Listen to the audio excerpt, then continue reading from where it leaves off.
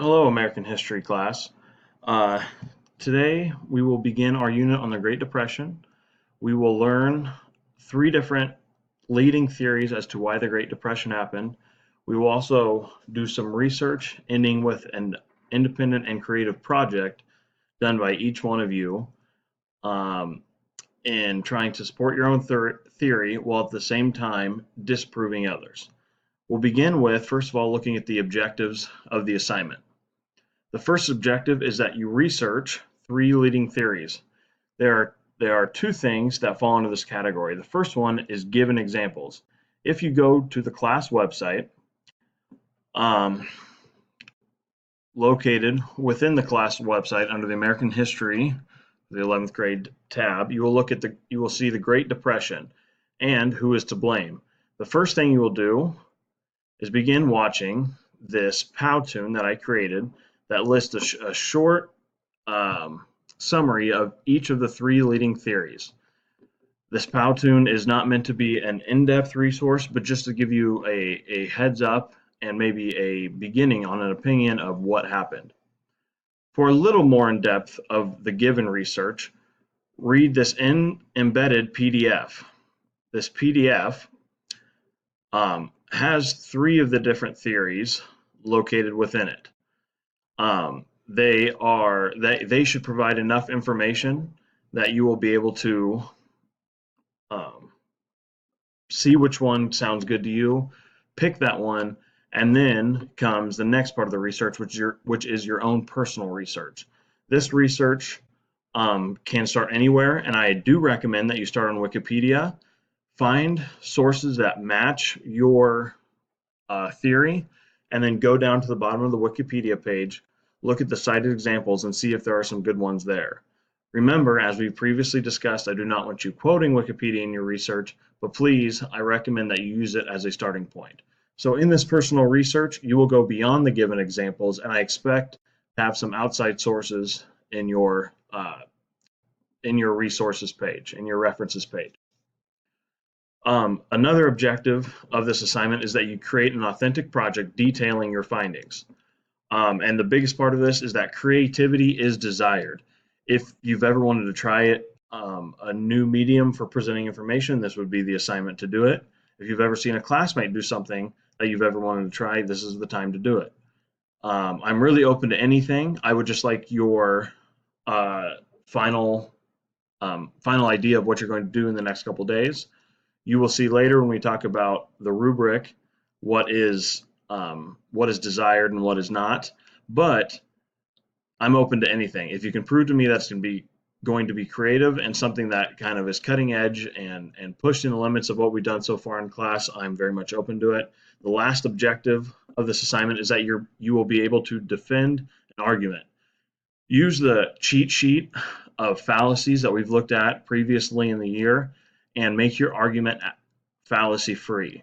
Remember, when trying to disprove someone else's, don't use an ad hominem fallacy, don't use a slippery slope fallacy, as well as the other ones that we discussed on your paper as well. Finally, this project in a nutshell. Again, the biggest thing I do is I want you to be creative. Take a risk. You're not going to get points docked because you don't quite know how to do something. We'll figure it out together. But I want you to, go out on a limb and do the best you can. Try a new website.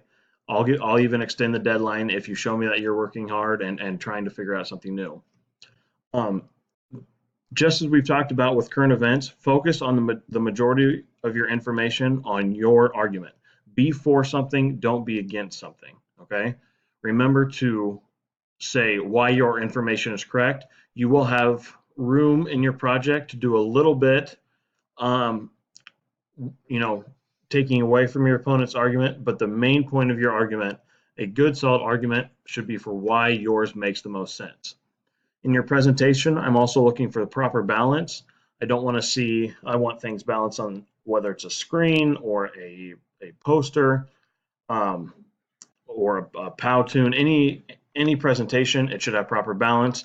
I also want you to show more and tell less.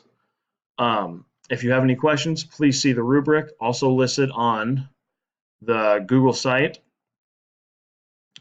All of your questions before you even come to me, go to this. This should tell you everything you need to know. And I also want to highlight down here, excuse me, here's the creativity piece.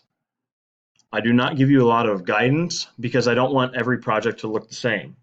Down in the lowest part right here for a 1 point is a PowerPoint or Google Slides, just a basic PowerPoint or Google Slides. I'm not saying you can't use them, but it cannot just be a basic one. You have to really spice it up. And then, as you see here, there's a lot of space, a lot of room for improvement. So if I'm leaving this open-ended and up to you. I want to see what you can be creative with. And then finally, I want to point out over here, in order to earn the most points, it's something that needs to spark conversation among your classmates. When you begin presenting, I don't want to hear whispers of, oh, we've seen this before. I want to hear whispers of, wow, this is a new project. This looks awesome. I want to try it as well. Within this, you're also going to share your information on using Flipgrid. The code and the password is listed right above the embedded Flipgrid page. Make sure when you use this Flipgrid, it's going to work best if you use it on your computer instead of an iPod, iPad, or tablet of some sort, just because of how it's embedded in this page. When you're done, go to the bottom of the Google site, and that's the link to our Google Classroom page.